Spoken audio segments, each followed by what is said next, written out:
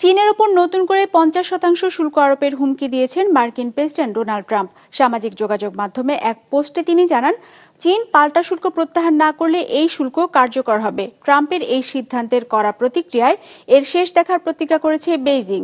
এদিকে অতিরিক্ত শুল্ক এড়াতে যুক্তরাষ্ট্র থেকে অস্ত্র কিনতে যাচ্ছে ভিয়েতনাম। 250-টিরও বেশি ডিজাইন অপশন নিয়ে ওয়ালটন স্মার্ট ফ্রিজ, বোঝে আপনার প্রয়োজন। বাণিজ্য ঘাটতির উপর ভিত্তি করে বিশ্বের 90টি দেশের উপর পাল্টা শুল্ক আরোপের ঘোষণা দেন মার্কিন প্রেসিডেন্ট ডোনাল্ড ট্রাম্প গেল 2 এপ্রিল। যুক্তরাষ্ট্রের সাথে চীনের বাণিজ্য ঘাটতি $295 বিলিয়ন হওয়ায় ট্রাম্প বেইজিং এর উপর 34% শুল্ক আরোপ করেন। China 67%. That's tariffs charged to the USA, including currency manipulation and trade barriers. এই সিদ্ধান্তের পাল্টা প্রতিক্রিয়া দেখিয়েছে বেইজিং।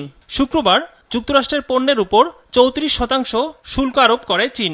একই সাথে ক্রিটিক্যাল মিনারেলস যুক্তরাষ্ট্রের রপ্তানি বন্ধের কথাও জানায় দেশটি। এতে আরও চটেছেন ট্রাম্প। পাল্টা শুল্ক তুলে না নিলে চীনের উপর 50% শুল্ক আরোপ করা হবে বলেও সতর্ক করেন তিনি। ট্রাম্পের একের পর এক শুল্ক আরোপের সিদ্ধান্তের কড়া সমালোচনা করেছে বেইজিং। দেশটি জানিয়েছে যুক্তরাষ্ট্রের ব্ল্যাকমেইল মেনে নেওয়া হবে না এবং এর শেষ দেখা হবে। চীনের উপর যুক্তরাষ্ট্রের নতুন শুল্ক কার্যকর হলে মোট শুল্ক হার দাঁড়াবে 104%।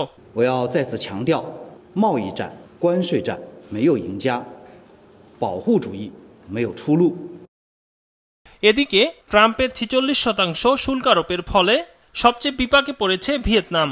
রপ্তানি নির্ভর দেশটির পুঁজিবাজারে বড় ধরনের ধস নেমেছে।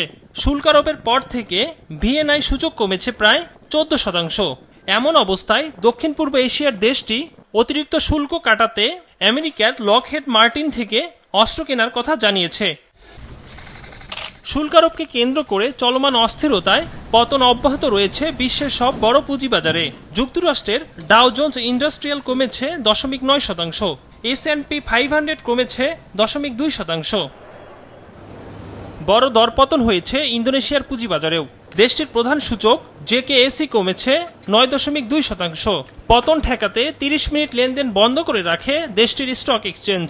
এছাড়া কমেছে যুক্তরাষ্ট্রের FTSE 100, জার্মানির ড্যাক্স এবং জাপানের নিক্কেই সূচক। একরামুল ইসলাম খান, বিজনেস রিপোর্ট, মাছরাঙ্গা টেলিভিশন।